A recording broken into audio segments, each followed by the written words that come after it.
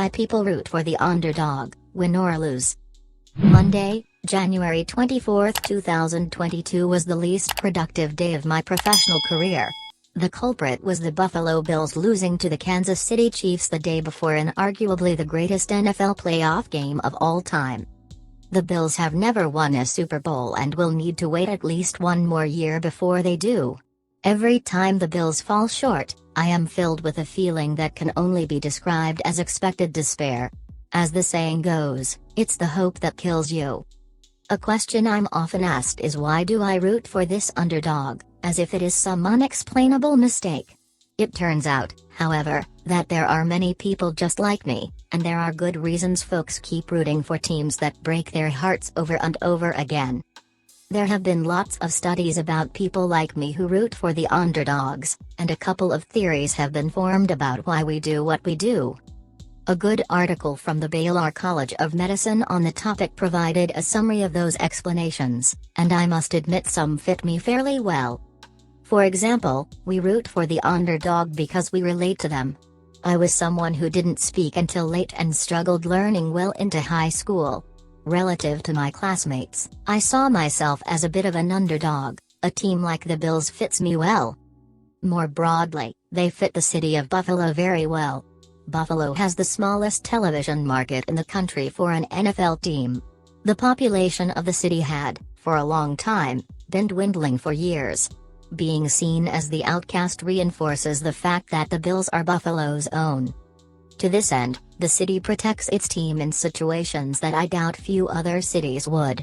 When the Bills lost Super Bowl 25 on a missed field goal, the city of Buffalo still hosted a festivity after the game. A crowd of 30,000 gave a standing ovation to the man who missed the winning kick, Scott Norwood. Bills fandom is about loyalty, win or lose. The science of the underdog. Science also tells us that people get a lot of happiness out of the underdog pulling it off. People get more joy out of winning unexpectedly. Ask any Leicester City fan after they won the Premier League in 2016. They were a 5,000,1 shot. The same is definitely true for someone like me. I actually cried when the Bills merely made the playoffs in 2017 after a nearly 20-year drought. I replay the moment the Bills made the playoffs over and over again on YouTube. Keep in mind, the Bills only got in because the Baltimore Ravens lost against the Cincinnati Bengals. The Bills won a tiebreaker and were able to sneak in through a back door. The Bills getting into the playoffs didn't get them anywhere close to a Super Bowl though, as they lost in the opening round of the playoffs. While rooting for the Bills is not something many Americans do, the yearning to root for an underdog is widespread. Americans actually prefer the underdog to the favorite. Academic studies show that about 2/3 of people will root for a hypothetical underdog over a hypothetical favorite. Not only that, but experiments indicate that people will switch allegiances if they find out the underdog is winning. You can see this in the actual polling.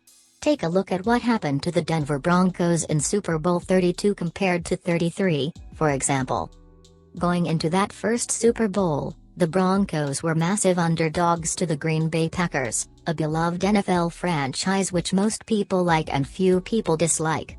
Fans were 2 points more likely to root for the Broncos than the Packers. The next year, the Broncos were heavy favorites over the Atlanta Falcons, a team which outside of Georgia doesn't have many fans. Even so, people who had a preference were 11 points more likely to want the Falcons to win. Schadenfreude. But perhaps the least romantic reason for liking the underdog isn't about the underdog itself, it's about the favorite. In other words, there is a lot of schadenfreude, pleasure derived from the misfortune of another, going on. We want the losers to win because we enjoy the pain of the winner losing. Think about how much people celebrate on Twitter when Duke basketball, an elite college basketball powerhouse school with a history of winning, loses. How about the chant, "The New York Yankees suck"? Or better yet, watch any clip of ESPN's Stephen A. Smith laughing at any Dallas Cowboy misfortune. This one of him just getting the biggest joy out of seeing Cowboy fans cry is one of the best. My schadenfreude doesn't apply to the Bills, but it definitely applies to my Yankees hatred. I make sure to call a Yankee friend of mine at the end of every season they lose and make him suffer. One of the biggest mistakes we make is conflating the large fan bases of frontrunners with the fact that most people root for the frontrunners. A 538 study from 2017 found that more Americans listed the Cowboys in their top 3 favorite teams than every other team, save the Packers. Yet only about 20% of Americans had the Cowboys as one of their favorite teams, while over 30% of fans had the Dallas team as one of their least favorite teams. A 2010 Gallup poll showed the same thing when it came to baseball. A year after they won the World Series, a league-high 16% of baseball fans said the Yankees were a team they loved to root for. Nearly twice as many, 31%, though said the Yankees were a team they loved to hate. The Yankees are almost the complete opposite of the Bills. They're from the most populated city in the United States and have won more championships than any other American professional franchise. The Yankees do, however, provide a great example of how quickly the tide can turn. The team won 26 World Series in the 20th century, but they have won just one in the 21st century. Maybe the Bills, who haven't pulled it off in the first 56 Super Bowls, will do better over the next 56. All we need is one, and there will be great joy. If you liked our video, click like and subscribe to our channel, follow the Warm News on our channel.